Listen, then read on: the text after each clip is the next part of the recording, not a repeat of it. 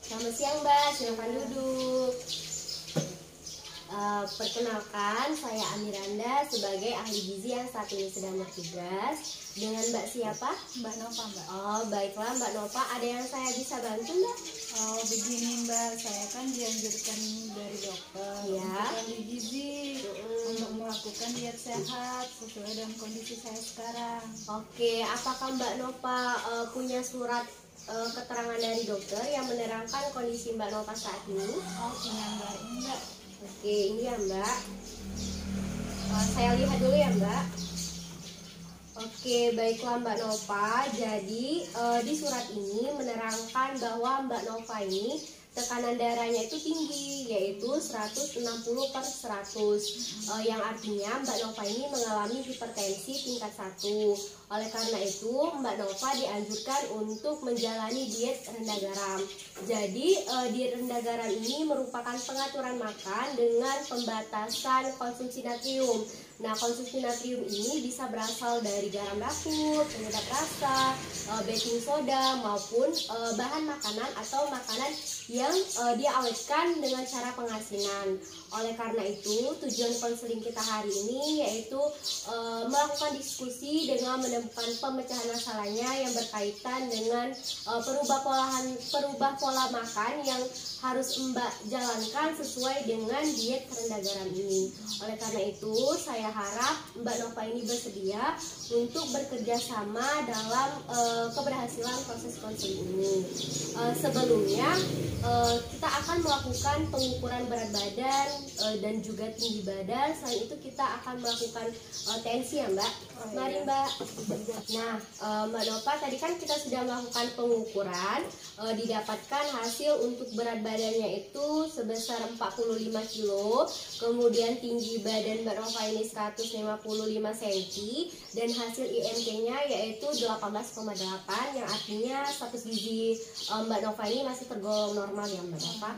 Kemudian untuk hasil tensinya tadi Mbak Nova ini tekanan darahnya masih tinggi Mbak, yaitu 160/90. Iya, saya emang sering Mbak melakukan pengukuran tekanan darah sendiri. Nah, terus hasilnya itu tetap tinggi Mbak, sering tinggi. Oh gitu. Izin bertanya ya Mbak, untuk kesehariannya biasanya Mbak Nova ini mengkonsumsi makanan apa aja ya Mbak? Bisa Mbak sebutkan mulai dari nasi, lauk, sayur, dan juga buah, serta makanan yang lainnya Mbak. Oh, kalau dan sehari-hari di rumah saya makan nasi Mbak. Itu untuk lauknya beragam, bisa pindang, bisa ikan atau daging. Tapi saya itu kalau makan harus ada ikan asin Mbak. Ikan asin itu entah digoreng, entah disambal ataupun dipindang. Karena menurut saya ikan asin itu buat penambah nafsu makan. Nah, kalau untuk sayur, saya semua jenis sayur makan. Tapi dengan ditumis, jarang kalau yang direbus-rebus gitu. Kalau untuk buah, saya kurang Mbak makan buahnya. Oke, biasanya Mbak kalau makanan yang diolah seperti ditumis, dipindang, itu Mbak menambahkan garam atau penyedap rasa nggak Mbak di masakan Mbak? Oh, kalau garam sama penyedap rasa saya dua-dua pakai Mbak. Oke, biasanya itu kira-kira takaran garam ataupun penyedap rasa yang biasa Mbak tambahkan ke masakan itu seberapa Mbak? Kalau biasanya dari pagi sampai ke malam atau sore itu sekitar 4 sendok atau 5 sendok. Kalau untuk penyedap rasa biasanya masukku saya pakai itu 2 bungkusan Mbak sehari. Oke, nah untuk cemilannya ya Mbak, biasanya Mbak konsumsi apa aja Mbak untuk biasanya Mbak ngemil itu? Oh, kalau ngemil saya kurang Mbak, tapi biasanya saya beli biskuit atau roti di warung-warung dekat rumah.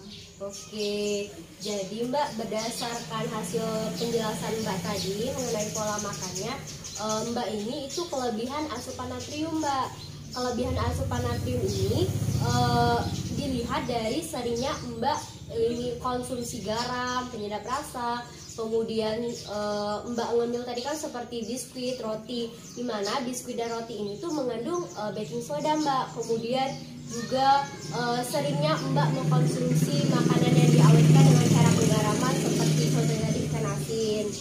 Nah, oleh karena itu kelebihan asupan natrium ini bisa menyebabkan darah di dalam tubuh kita itu menjadi kental, Mbak. Dimana jika darah dalam tubuh kita ini kental, sehingga aliran darah yang akan dipompa atau ditekan itu semakin kuat, yang nantinya akan menyebabkan tekanan darah Mbak ini naik. Nah, oleh karena itu saya berharap mulai sekarang Mbak Nova ini harus mengurangi konsumsi seperti garam, penyedap rasa, kemudian mengurangi makanan yang diawetkan dengan cara penggaraman. Nah, kemudian untuk cemilannya Mbak Nova bisa mengubahnya dengan konsumsi buah aja, Mbak. Nah, untuk itu di sini saya mempunyai leaflet ya, Mbak, untuk Mbak Nova. Jadi leaflet ini berisi semua informasi mengenai diet rendah garam yang harus Mbak Nova jalankan, mulai dari makanan atau minuman yang dianjurkan atau yang tidak dianjurkan, kemudian bagaimana jumlah atau frekuensi yang harus Mbak makan. Pokoknya di sini semua ada informasinya mengenai diet rendah garam. Baiklah Mbak Nova, apakah ada yang ditanyakan lagi atau ada yang kurang jelas? Tidak, Mbak, sudah jelas. Oke, untuk leafletnya ini bisa Mbak simpan buat referensi Mbak buat menjalankan diet rendah garam ini dengan baik. Untuk itu saya akhiri proses konseling ini. Semoga penjelasan dari saya bisa bermanfaat ataupun membantu Mbak dalam memecahkan permasalahan ini. Kemudian jika Mbak ada yang ingin dikonsulkan lagi, datang saja langsung ke sini. Baiklah, saya akhiri. Terima kasih Mbak.